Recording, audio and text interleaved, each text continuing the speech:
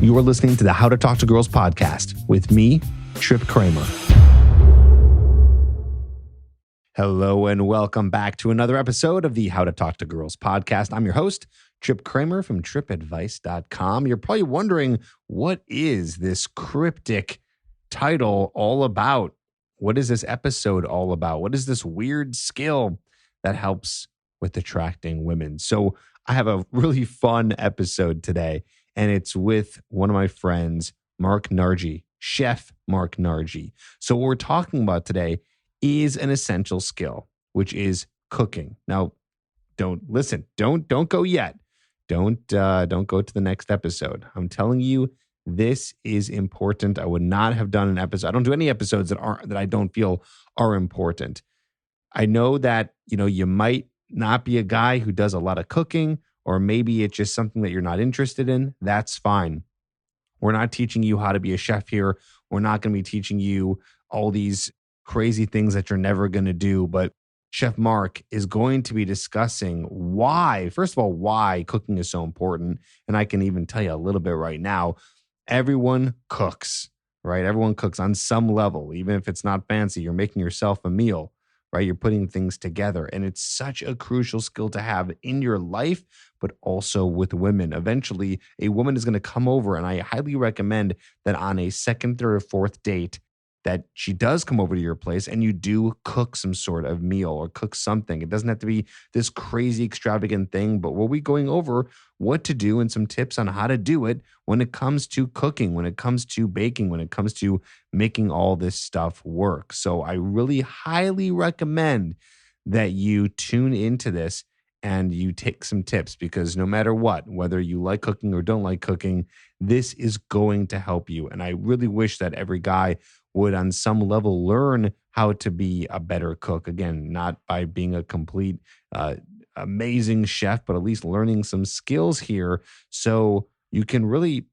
enjoy for yourself, impress others, although I don't really like that concept, but still it impresses other people. And when you have a woman over, it's so sexy to women that you can cook something. And again, doesn't have to be hard or fancy or anything like that. So we go into more about why it's important, and also some tips on what to do and how to do it. And he even blows my mind here on this episode, because he talks about some things that I never would have thought of in terms of how to learn this skill. So I want you to take some notes and just come into this with an open mind. Now, if you're interested in getting to the point where you have women that you can get over to your place so you can actually cook them a meal, and you're finding like, Trip, I don't even have women who are coming over. I don't have these opportunities. Well, then you might want to think about coaching, where you and I work together one-on-one over the phone, and we do weekly calls, and I make sure to hold you accountable to put in the right action steps to be going and meeting women, whether it's online or in person. And I know right now that there's a crazy pandemic going around, but not every city has it completely shut down, and a lot of cities are opening up. So either way, wherever you are, we can still help you. Go to www.coachedbytrip.com. The link is in the show notes. You can check it out. Coached, past tense, coachedbytrip2ps.com. Fill out an application, and you and I will be able to work together ASAP. Okay, so when you fill out the application, you and I will get on a phone call, and we will talk more about coaching. You will be talking to me, not some assistant, not some salesman, no one else. You're talking to me because I'm going to be coaching you, so I got to see if you're a good fit. So let's get on the phone and let's figure out if coaching is a good fit for you. Coachedbytrip.com. In the meantime, here is my interview with Chef Mark Nargi. You're going to like it.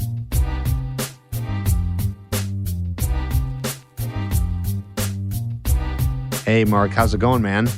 It's going well. How are you, friend? I'm doing well. It's been a long time since we created that video together. We did a YouTube video, I'd say around 3 years ago at this point, that taught how to make gourmet recipes for very cheap. And what's funny is, and I think I told you this, I don't remember if I told you this, but I actually did one of the recipes a few months ago during the quarantine, and it turned out awesome. Oh, yeah? Yeah, I did the chicken Dijon with the Dijon sauce, the Dijon cream sauce. It was so good. You did it for you and your lady, or? Yep. Awesome. It was fantastic.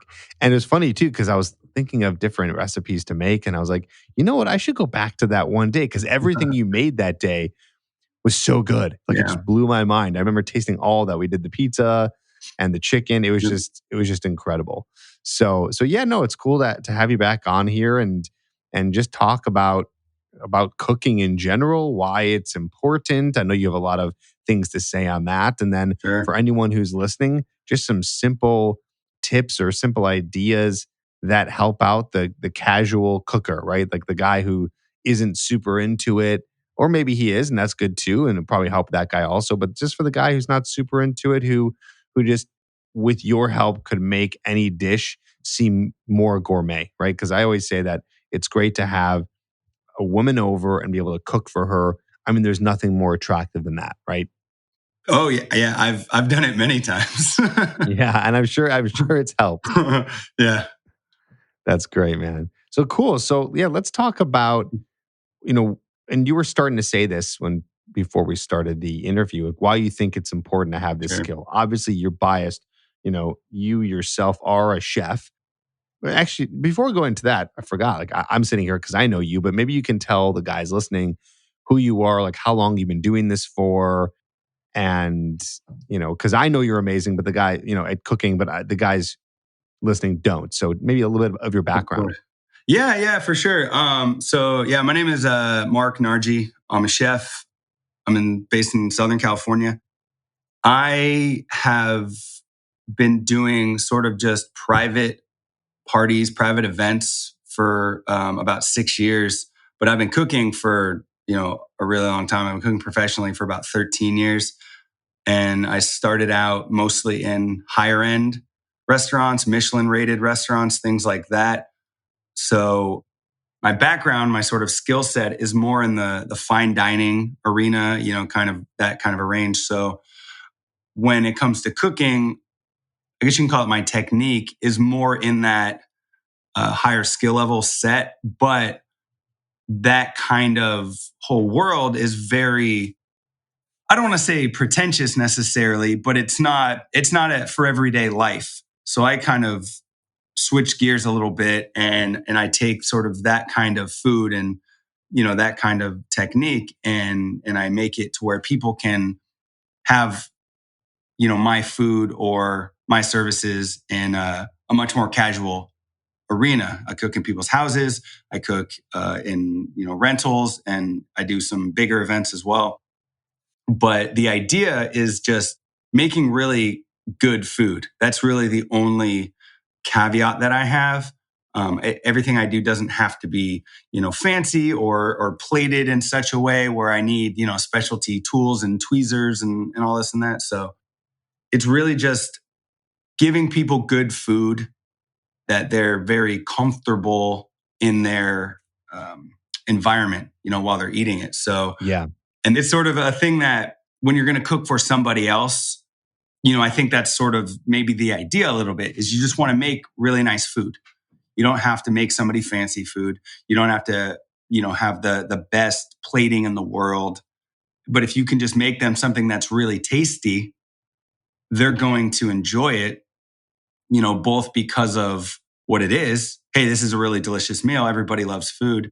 But also, it's going to show both the effort that you put in and the skill level. And people appreciate a trade, or a skill. And I know that there's plenty of things that I can't do very well. And when other people do them, even on a minimal level, I'm impressed. Right. So if Right. somebody is a carpenter and they make a really simple end table, that's impressive to me because I don't know how to do carpentry. Yeah. So Right. when it comes to It is different though with cooking too. Is like cooking is something that everyone does it. Like indeed, not everyone has like dipped into carpentry and done something like of that. course, Everyone has fair. done cooking, Yeah, fair right? enough. And it's like one of these like everyday skills that it's like you got to be good at that on some level, like at Yeah. least for yourself. Like make yourself some good food. I mean, there's so many benefits to making your own food Hmm. and liking it and enjoying it And then of course the benefit of, sharing it with a friend or a girl you have over on a date. And it's cool. Like I think it's like a Yeah. cool thing to know. And it's interesting too because you've been doing this such a long time. So for you, it's on a whole other level. Yeah. And you were saying this before, like off the air, is that we were talking about how it's really something that everyone should learn on some level, no matter what, even beyond impressing a woman, right? Absolutely. Yeah. It's one of those things where I think that any skill that you're going to learn, but obviously, cooking relates to me and why I'm here and why we're talking right now. You should be doing it kind of first and foremost for yourself because you're going to benefit yourself on a daily basis if you know how to cook. And when you experience that, you're going to then want to do it more. You're going to get better at it. And then when you go and turn it around and do it to impress somebody or just to provide for somebody, it's going to just be that much better. And I found that by learning to cook, because obviously I didn't get into cooking to impress women. However, it definitely has since I've done it. So it's one of those things that I get better and better at it. It makes my life better. I can also translate it into not just making good food, but, I lost a lot of weight when I was younger. I lost about 130 pounds. And that was very much aided by the fact that I knew how to cook because a lot of people who are trying to get healthier or lose some weight, they're hindered a bit because they're like, well, I don't know how to cook. I don't know how to make this stuff. What am I going to do? And the fact that I can make food that's, quote unquote healthy, but also tastes really good. That's just another huge benefit to me. Right. So you Right. learn how to do these things. And then that way, when, it comes time to cook for somebody else, you already have that mindset and you have that skill set in your back pocket and you're not going to struggle as much. It's going to Right. become second nature to some degree. And I tell every person I know, friends or I get hit up on social media and stuff, with advice sometimes. And I always just tell people, just learn something. You don't have to learn quote unquote how to cook. That's a whole thing. Think of something you want to cook and practice that thing over and over and over again. Like one dish. Yeah, exactly. Like one dish or one technique. And that way you have something to improve upon because okay, let's go back to that video we made. We did a pizza, we did a risotto, and we did a chicken dish. And let's say you make that pizza and it's good, but you think it could be better. You shouldn't move on to the risotto. You should go back and you should make that pizza again and figure out what it is you want to change or improve. And then that way, you're going to get that dish locked in. Before I started cooking professionally, I had about 5 or 6 dishes that I made. And those were really the only things I made. Like, sure, I'd heat up this or make some eggs for breakfast or whatnot. But one of the first dishes I ever learned how to quote unquote perfect was like fettuccine Alfredo. And it was just a dish I wanted to learn how to make. So I did some research. I read some books when that was a thing. This was kind of pre-internet. Actually, I shouldn't say pre-internet. I'm not that old, but before the internet was as prevalent as it is. I'd get some Italian books and this and that. But I learned how to make this dish, and I would change it slightly. And then after a certain amount of time, I had it the way I want it, and I still make it the same to this day. And I learned how to do this, 15 years ago, just because I perfected it in my mind. And and then I did a couple other dishes, but it was like just learning how to do something simple like that. Because a lot of people also think, oh, to impress somebody, you have to make this fancy dish. You really don't. You learn how to make one sauce, or you learn how to, cook a steak really well, or a piece of chicken really well, or a piece of fish really well. You learn how to do a simple task. that is impressive to people because most people don't know how to do that thing. Right. And so you're gonna set yourself above. And in terms of sort of, the opposite sex or the same sex, if that's what you're into, it's like you're going to create sort of value for yourself and not just say, oh, this person's a smooth talker and picked me up at a bar or a club or whatnot. Like you're going to create something that you're going to show that you're like a valuable person because you're providing. And providing, obviously, in many senses of the word, is super important. And when you cook for somebody, a lot of people, I've read a lot of quotes, I've read a lot of different sayings and stuff that people always say like that, like cooking for somebody is like the purest expression of love in a sense. And you put yourself into it. You take the time to come up with a dish or a recipe. You have to go get your ingredients. You have to prep them. You have to cook them. You have to serve them. It's a lot of work. And I think we all know that. We all know how much effort goes into cooking. So when somebody makes you a meal, you're going to be appreciative of it. I know I am. If you make me a sandwich, I'm going to love it just because I know that I didn't have to make that sandwich. Right. So it's even like double time. It's like you get that. And then also, if you do something awesome and amazing, if you stick to one dish that you know really well, then the person's gonna love it. And what's interesting too about that is like, I remember when I was a kid and some of my aunts or uncles would always bring the same dish every year. And they were kind of known Mhm. for that dish. Like, oh, my aunt always made some shrimp dish and she'd always bring it. And you were always excited for it. And of course, she Mhm. nailed it because she was doing it every single year. Yep. And she's not a chef. She's not a crazy, amazing chef or baker by any means, but Yep. you'd always get excited for that one thing. And so it's not hard to master one dish. And Not at all. imagine doing that and just, being able to cook that whenever you want easily and having fun with it and doing that. I remember when I was a kid, I had that. I used to make these scrambled eggs and I made them the way that I loved them. And I'd always serve them to friends and they'd come over and they would, and sleepovers, just like scrambled eggs with, spices. And I just kind of nailed down like how to make it in the right way. So it's not Mhm. too runny, but not too hard. And I loved it. I loved eating it. I made it for myself. I don't make them anymore these days. Now I just focus on other meals. But I just remember doing that as a kid, you know. Sure.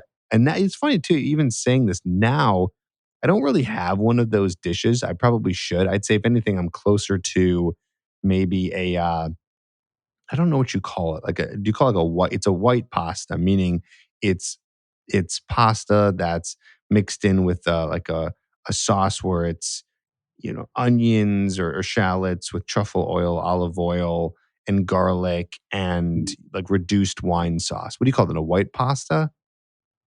With is there like butter or cream or Yeah, anything? butter, cream. I usually do it with like a butter and then some chicken stock. Usually Sure. not a cream. Okay. Yeah. I mean, I think I think that's a fair name for it. That's not a Like, I particular don't know what thing. category that goes into Yeah. it. Yeah. You know Yeah. what I Yeah. mean? No, It's not a creamy absolutely. fettuccine, but it's not a marinara type sauce. Of course. Yeah. Yeah. Yeah. No, I mean, and that's the thing though, is you don't, coming down to or relating to that as well, you don't have to even think about it in terms of like specific dishes. A lot of times people will say, oh, like I want to make blank and it has a name. I make all kinds of food and I often will get asked like, oh, what's this dish called? And I'll just list what's in the dish.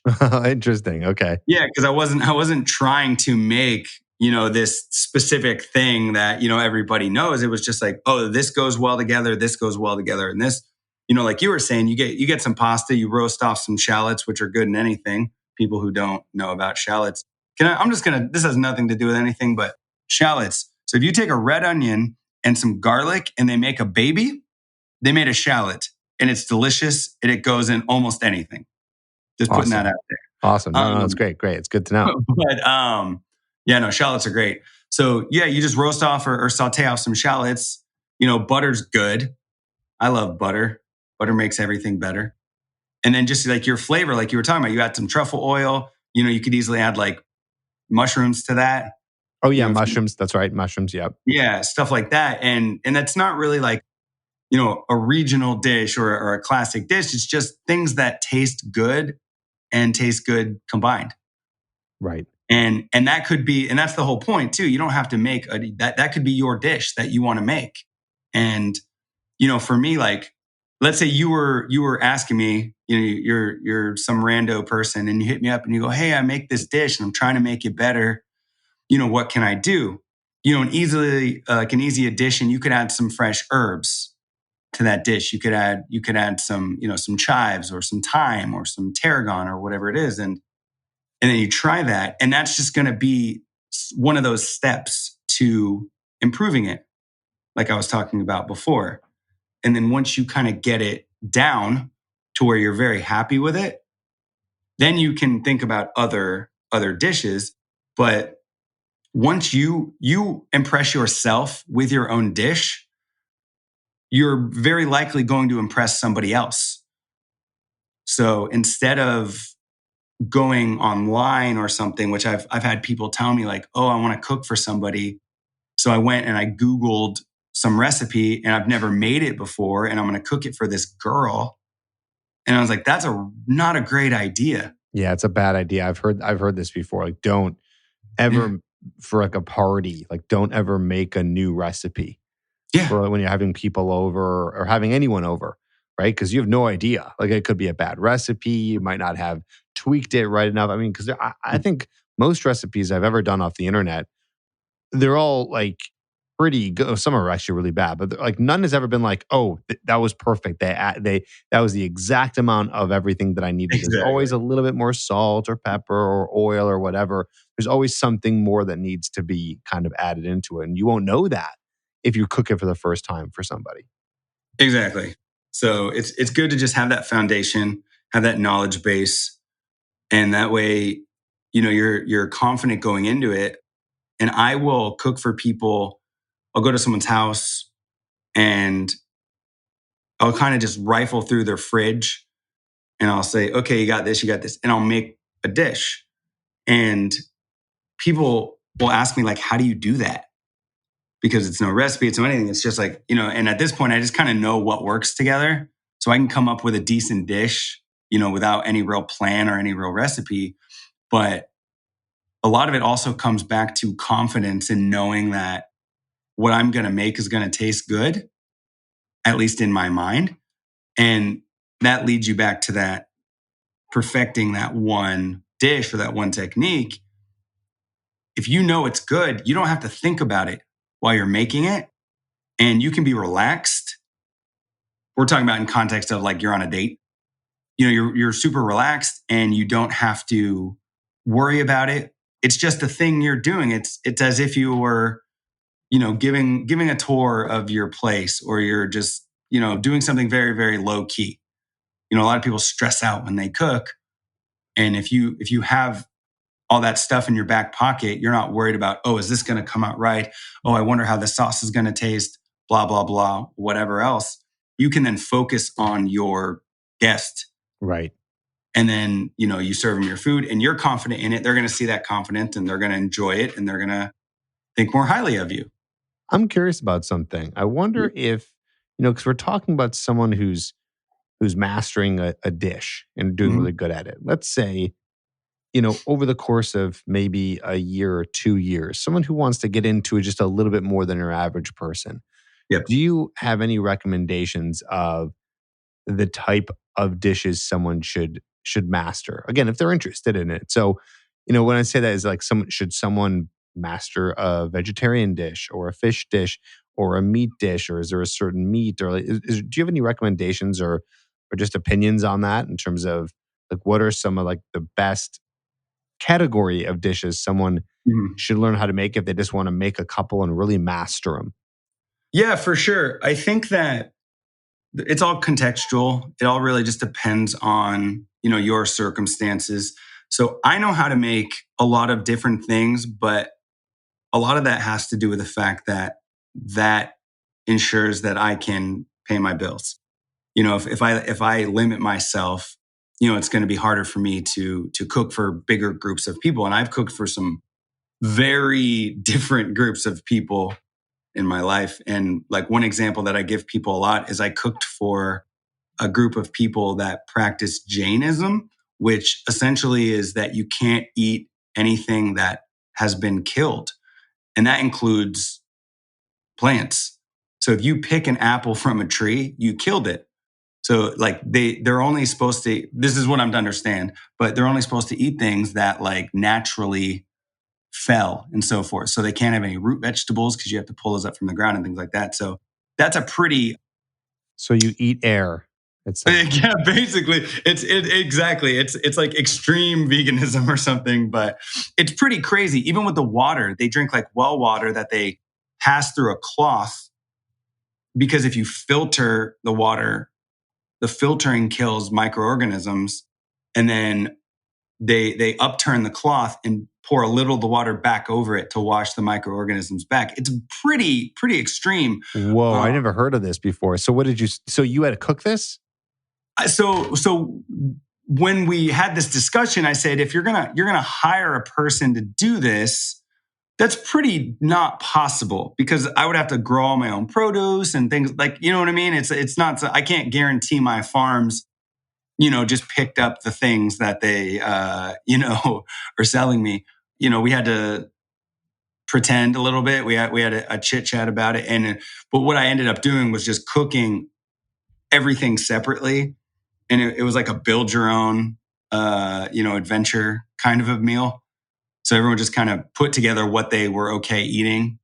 We basically did like what's the word here? Like a deconstructed paella almost.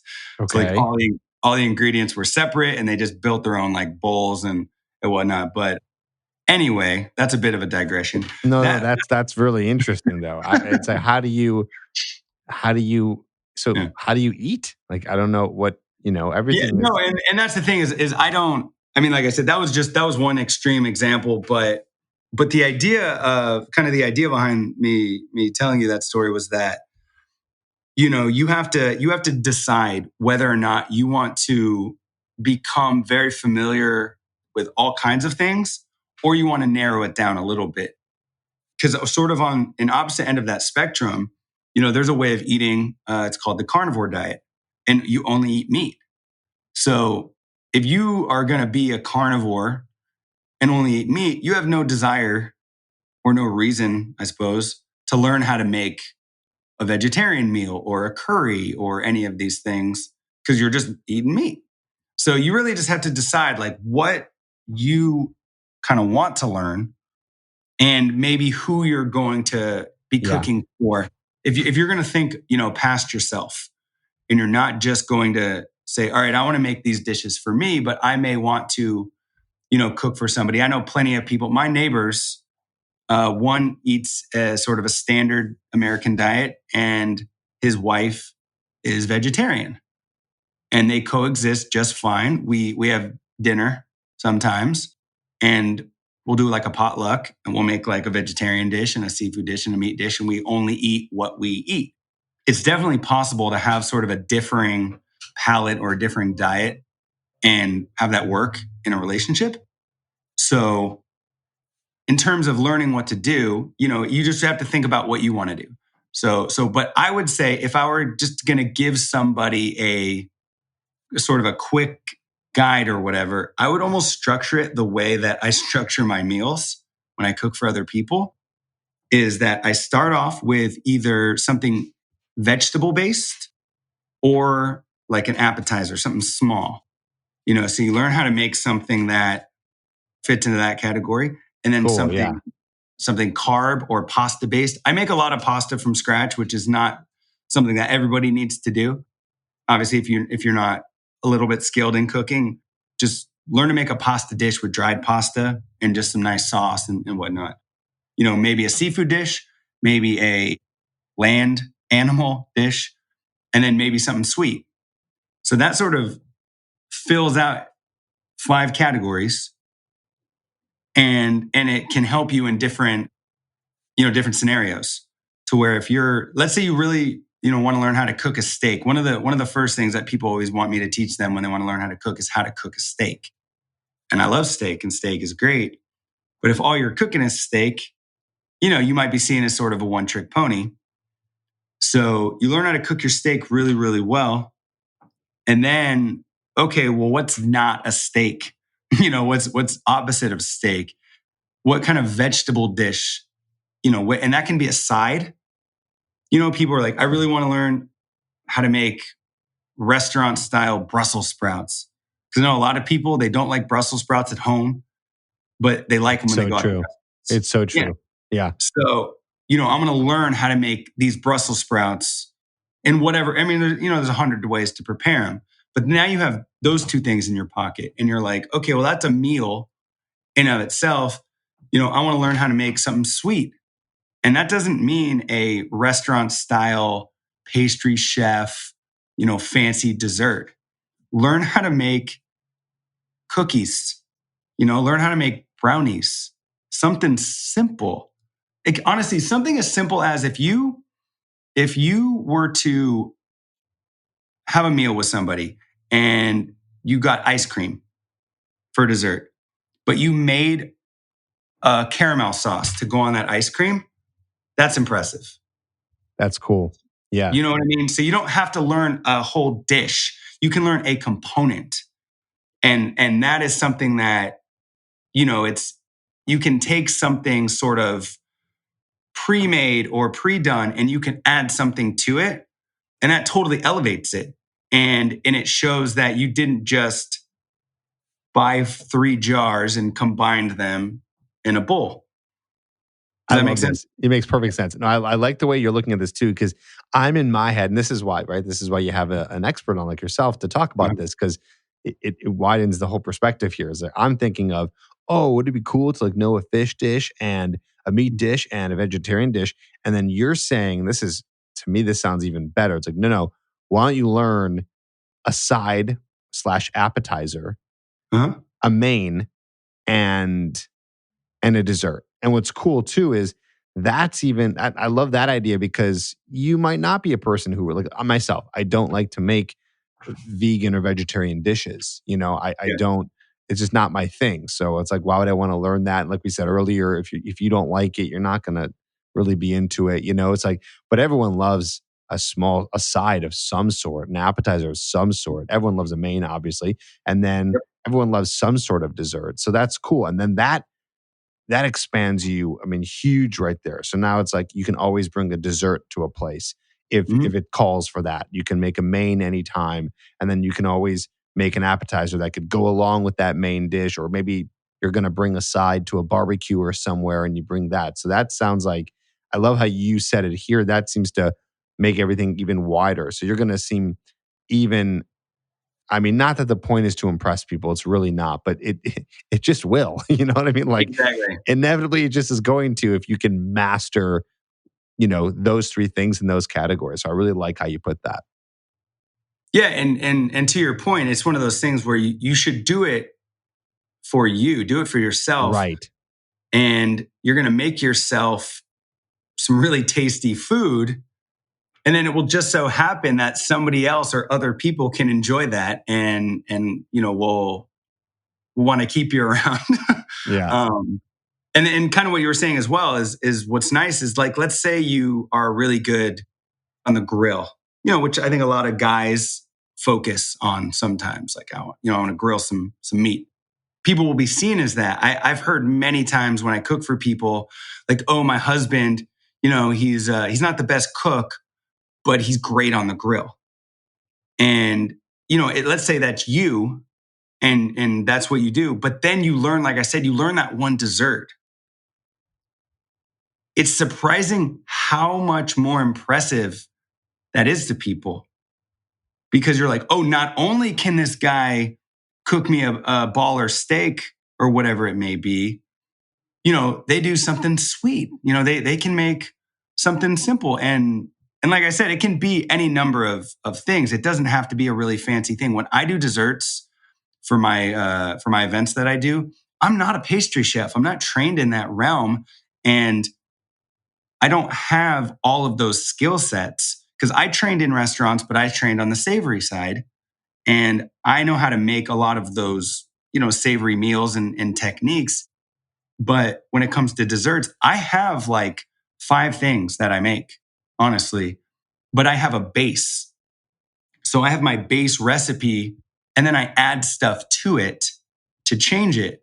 So I've done, say, 3 parties in a week before, and I've done the same dessert, but it was different every time I made it, in that the base of what it was the same.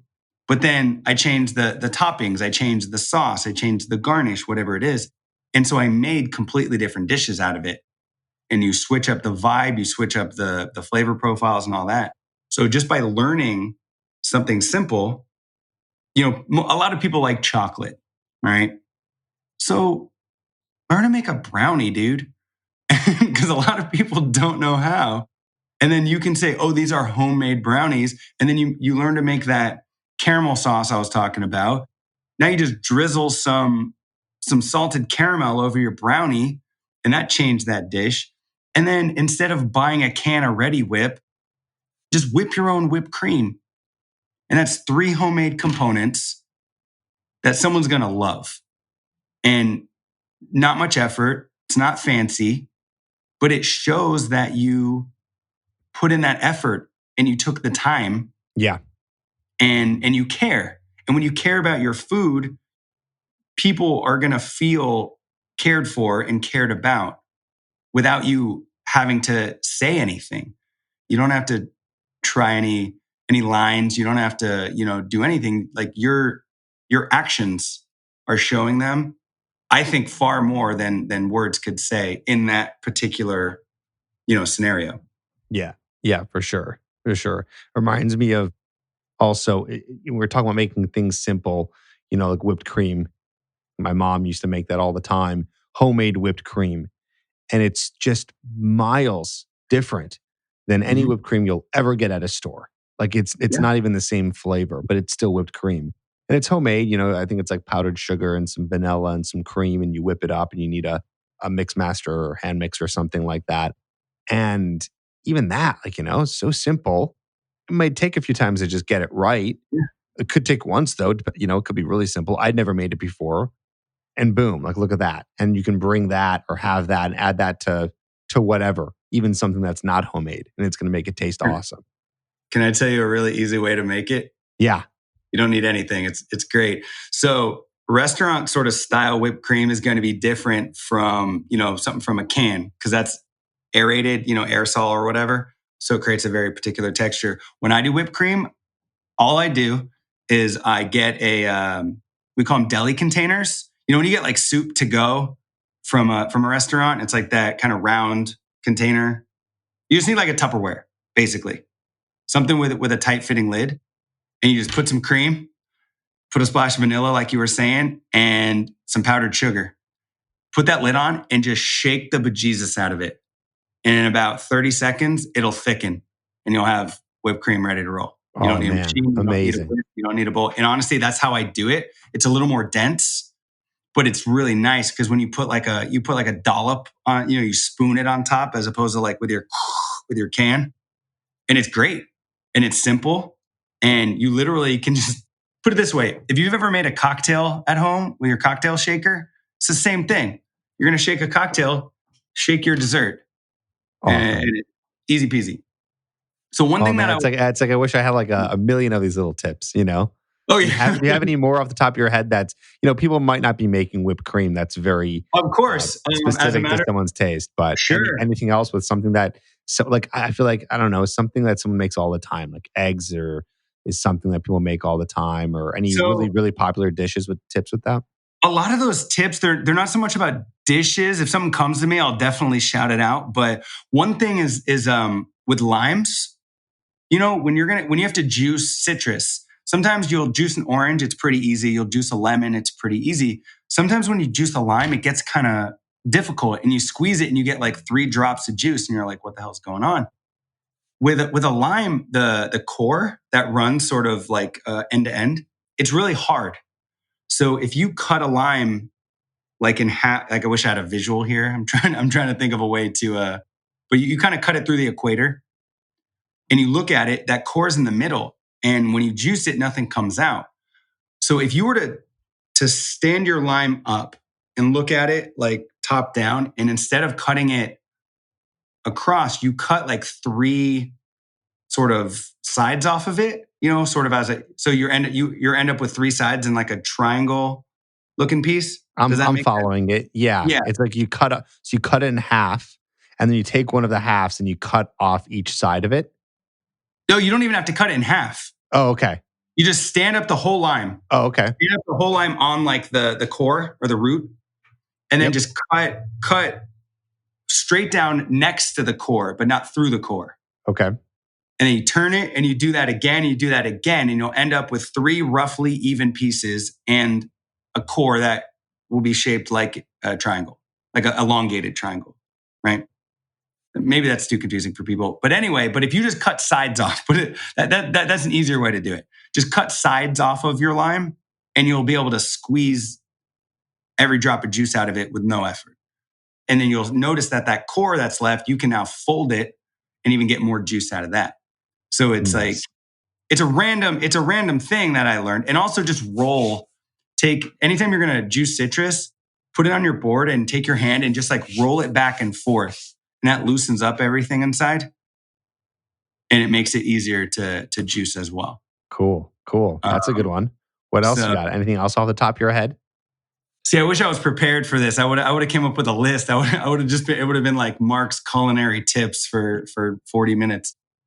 So not so much food stuff. Like I said, if something pops into my head, I'll definitely throw it out to you. But one sort of thing that I was going to mention before is that if you want to cook something, spend a little bit of money on good tools. You don't have to go and buy, super high-end stuff. This event I did last week, the host was asking me, he's like, hey, I noticed you have these like really fancy, like Japanese knives. Would you suggest those? Oh, yeah. I think a knife tip would be really good. Yeah. And I was like, no, I have many, I have way more knives than any normal person needs. And that's one tip. You don't need 50 knives. You need like 2. Get yourself a good chef's knife, maybe a bread knife. If you're getting into cooking and you really want to up your game down the line and you want to invest in, a paring knife and a slicing knife, that's great. But to start out with 1 knife, maybe 2, you're solid. And you don't need to spend tons and tons of money. I know people with literally their chef knife cost $1,000. That's super unnecessary for 99.9% of people. You basically just have to find a knife that you like.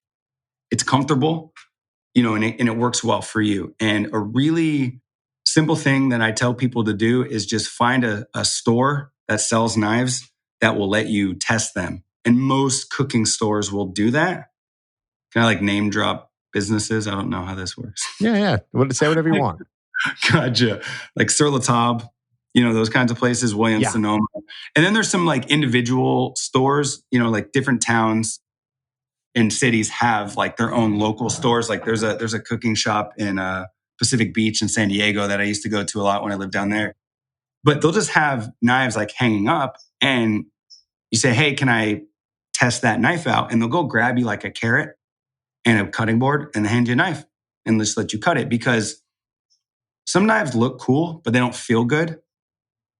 And if they don't feel good in your hand, you're not going to want to use them and you're not going to get good at them. It's like running. If you're going to start running, you need comfortable shoes. If someone's like, hey, I want to become a professional runner, but you have to use flip-flops the whole time, it's not going to help you out any. So you need to get yourself a knife that you like. Find one that you think looks cool. That matters, I think. But that should be the first thing. And then it should be the least important once you get that knife. And then you just want to hold it. You want to make sure it feels good in your hand. And then cut stuff with it. Cut an onion, cut a carrot, whatever it is. And you want to make sure, because there was knives that I thought were super rad. And I went to use them and they were awkward. And I was like, man, I'm glad I didn't spend $300 on this chef's knife, because I'd be unhappy for the next year. So you just want to get yourself, something simple. And, I have my knives, most of my knives are from Japan. They're pretty expensive, but I also cook for a living. A lot of my friends, I've bought many of my friends' knives, and they really like a brand called Global. I think they're like $90 to $100 for a chef's knife. It's Okay. not too bad. And the way you look at it too, some people scoff. They're like, well, I can go to IKEA and get a knife for $14, or I can go to Target and get a knife for $30. And you absolutely can.